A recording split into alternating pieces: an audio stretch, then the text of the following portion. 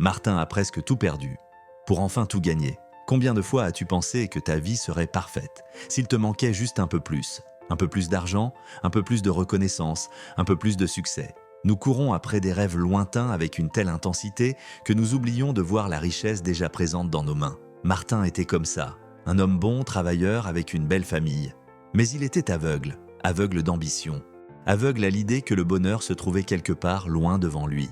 Et il a fallu qu'il perde ce qu'il aimait le plus pour enfin ouvrir les yeux. Voici son histoire.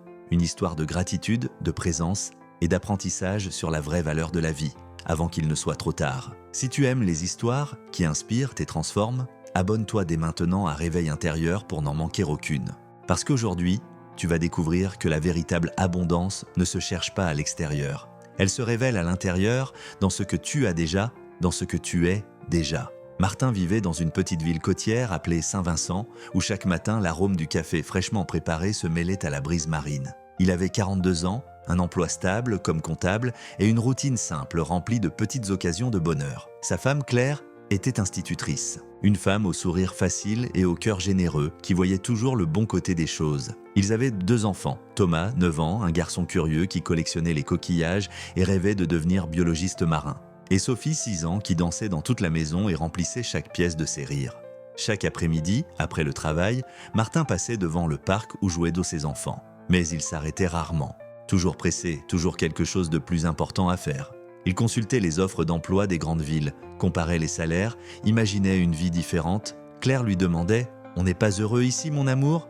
Et il répondait « Si, mais on mérite plus. Nos enfants méritent plus. » Ce que Martin ne comprenait pas, c'est que ses enfants n'avaient pas besoin de plus de choses. Ils avaient besoin de lui, présent, là.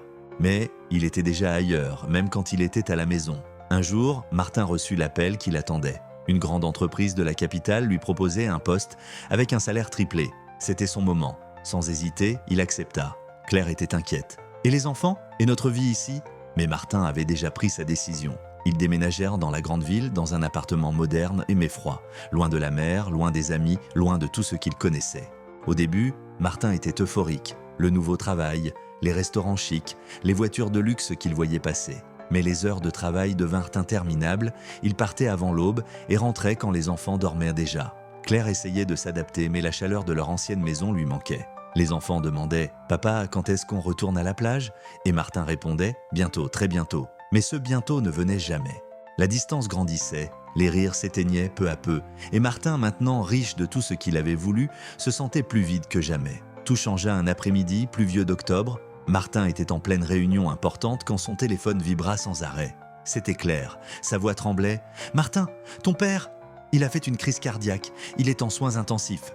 Tu dois venir tout de suite. » Le monde s'arrêta. Les mots du directeur devinrent un murmure lointain. Martin sortit en courant du bureau sans se retourner. 4 heures de route jusqu'à Saint-Vincent. 4 heures de peur, de culpabilité, de regret. À l'hôpital, son père était stable, mais fragile. Martin ne l'avait jamais vu ainsi. Ses mains fortes, celles qu'il avait portées enfant, qui lui avaient appris à faire du vélo, tremblèrent maintenant sur le drap blanc. Son père ouvrit les yeux lentement et en le voyant, esquissa un sourire plein de tendresse. Un long silence suivit. Puis, d'une voix presque éteinte, il dit « Mon fils, j'ai vécu une vie simple. Je n'ai jamais eu beaucoup d'argent, mais j'ai eu du temps. Du temps pour voir mes enfants grandir, du temps pour embrasser ta mère chaque matin, du temps pour être présent. Ne laisse pas ta quête de plus te voler ce qu'on ne récupère jamais, les moments. » Ces mots tombèrent sur Martin comme la foudre. Pour la première fois depuis des années, il pleura.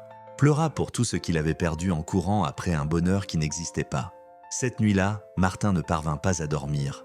Les paroles de son père résonnèrent sans cesse dans sa tête. Il se leva doucement et alla jusqu'à la chambre de ses enfants. Il les regarda dormir, si petits, si innocents.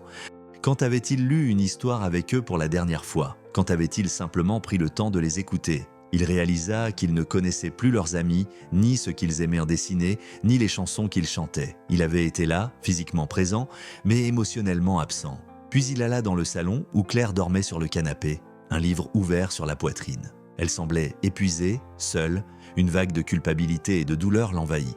Il avait échangé l'amour contre l'ambition, la présence contre des promesses creuses. Alors il prit une décision. Le lendemain, il entra dans le bureau de son patron et annonça sa démission. Ses collègues le regardèrent, stupéfaits. « Tu es sûr de toi ?» Et pour la première fois depuis longtemps, Martin répondit avec une certitude absolue. « Oui, j'en suis totalement sûr. » Martin retourna vivre à Saint-Vincent avec sa famille. Ce ne fut pas facile. Ils durent vendre la voiture neuve, déménager dans une maison plus petite, revoir leur budget. Mais quelque chose de magique commença à se produire. Les matins ne ressemblaient plus à une course contre la montre. Ils prenaient désormais le petit déjeuner ensemble, sans se presser, partageant leurs rêves et leurs projets du jour. Le week-end, Martin emmenait Thomas et Sophie à la plage. Ils construisaient des châteaux de sable, cherchaient des coquillages, riaient jusqu'à en avoir mal au ventre. Sophie recommença à danser dans toute la maison. Thomas montrait fièrement chaque trésor trouvé au bord de la mer. Claire retrouva son sourire lumineux, celui que Martin avait oublié à quel point il l'aimait. Il trouva un emploi dans une petite entreprise locale avec des horaires raisonnables. Il ne gagnait pas autant d'argent, mais il avait gagné quelque chose d'infiniment plus précieux. Le temps d'être là, le temps d'aimer, le temps de vivre. Un après-midi, il alla rendre visite à son père, désormais rétabli, qui marchait lentement dans le jardin. Ils se prirent dans les bras en silence. « Merci papa », murmura Martin. « Merci de m'avoir appris ce qui compte vraiment. » Son père sourit et répondit « Ne me remercie pas, mon fils. Remercie la vie de t'avoir offert une seconde chance. » Et Martin sut qu'il avait raison. C'était sa seconde chance. Et cette fois, il ne la gâcherait pas. La vraie richesse ne se mesure pas en compte bancaire ni en biens matériels. Elle se mesure en instants, en regards, en étreintes qui durent une seconde de plus que nécessaire. Martin avait compris que la vie ne consiste pas à accumuler, mais à apprécier ce que l'on a déjà. Parce que souvent, à force de courir après plus, on perd de vue l'essentiel. On croit que le bonheur se trouve dans la prochaine promotion, le prochain achat, la prochaine réussite. Mais le bonheur est ici, maintenant, dans les petites choses que nous tenons pour acquises. Dans le petit déjeuner du matin, dans le rire d'un être cher, dans la paix d'un foyer rempli d'amour. Tu n'as pas besoin de tout posséder pour être heureux. Tu dois simplement ouvrir les yeux et voir l'abondance qui t'entoure déjà. Parce qu'au bout du chemin, personne ne se souviendra de combien d'argent tu avais. Ils se souviendront de ce que tu leur as fait ressentir, de ta présence, de ton amour. Aujourd'hui, je t'invite à faire une pause. Ferme les yeux un instant et demande-toi: qu'est-ce que j'ai dans ma vie que j'ai cessé de valoriser? Un foyer où rentrer? Des personnes qui m'aiment inconditionnellement? La santé pour me lever chaque matin? Des étreintes que je tiens pour acquises? Martin a failli tout perdre avant de comprendre qu'il avait déjà tout.